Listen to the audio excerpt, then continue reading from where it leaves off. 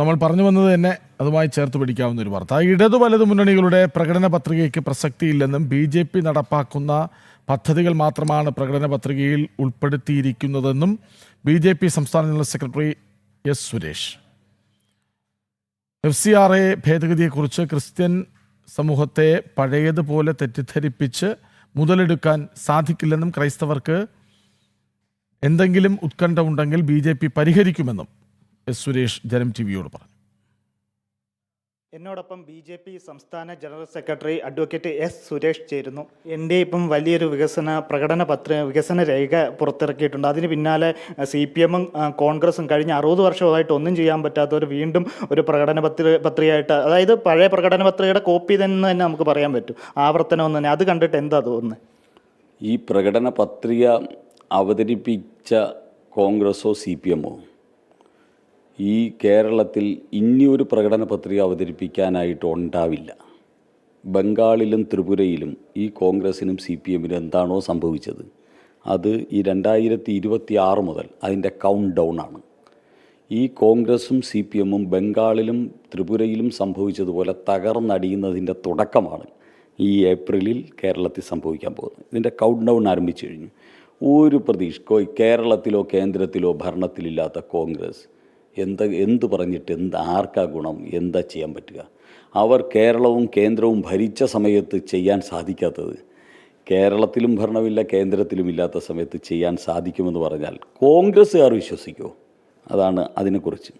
ഇടതുപക്ഷം ഇന്നെന്താ? ഇടതുപക്ഷം എന്ന് പറഞ്ഞാൽ പിണറായി വിജയൻ എന്ന് പറയുന്ന ഒരു കുടുംബത്തിലേക്ക് എത്തിയിരിക്കുന്നു. ഈ പിണറായി വിജയൻ്റെ കുടുംബത്തിനെ സംതൃപ്തിപ്പെടുത്തുകയും പാർട്ടി സെക്രട്ടറിമാരുടെ ഭാര്യമാരെ സുരക്ഷിത സ്ഥാനങ്ങളിൽ ഇരുത്തുകയും ചെയ്യുക എന്നതിനപ്പുറം CPM-ന് ഇവിടുത്തെ പൊതുസമൂഹമായിട്ട് എന്ത് പ്രതിബദ്ധത? ഇവിടുത്തെ സാധാരണക്കാരിൽ നിന്ന് CPM എന്നേ അകന്നു കഴിഞ്ഞിരിക്കുന്നു.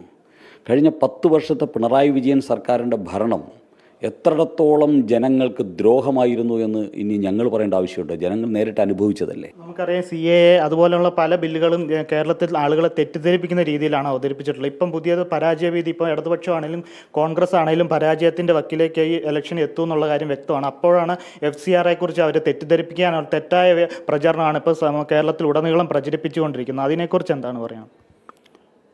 ഇവരൊന്നും മുനമ്പത്ത് കണ്ടില്ലല്ലോ.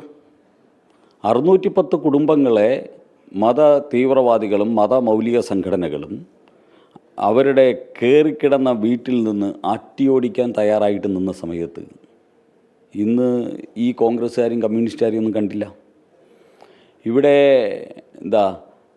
കോതമംഗലത്ത് ലവ് ജിഹാദിനിരയായ ഒരു പെൺകുട്ടിയുടെ ആ കുടുംബത്തിൻ്റെ രോദനം ഉയർന്ന സമയത്ത് അവരുടെ കണ്ണീരൊപ്പാൻ ഈ കോൺഗ്രസ്സുകാരും കമ്മ്യൂണിസ്റ്റുകാരും കണ്ടില്ല. ഇപ്പോൾ FCRA നിയമത്തിൻ്റെ ഭേദഗതിയെ സംബന്ധിച്ച ഒരു വിഷയം ഉണ്ടാക്കിക്കൊണ്ട് അത് ക്രിസ്ത്യൻ സമൂഹത്തെ മാത്രം ബാധിക്കുന്നൊരു വിഷയമാണെന്ന് വരുത്തി തീർക്കാൻ ശ്രമിച്ച് അതിൻ്റെ പുറത്ത് മുതലക്കണ്ണീരൊഴുക്കുന്ന ഇവരോട് ഞങ്ങൾക്ക് പറയാനുള്ളത്, ക്രിസ്ത്യൻ സമൂഹത്തിന് എന്താണ് വേണ്ടത് എന്ന് നന്നായിട്ടറിയാവുന്ന പാർട്ടി ഇന്ന് BJP ആണ്. അതുകൊണ്ടാണ് ക്രിസ്ത്യൻ സമൂഹത്തിൽ ഭൂരിപക്ഷമുള്ള എല്ലാ സംസ്ഥാനവും ഒന്നൊഴിയാതെ ഭരിക്കുന്നത് BJP ആണ്. ക്രിസ്ത്യൻ സമൂഹത്തിനിടയിൽ തെറ്റിദ്ധാരണ ഉണ്ടാക്കി രാഷ്ട്രീയ മുതലെടുപ്പ് നടത്താൻ പഴയതുപോലെ ഇനി സാധിക്കില്ല.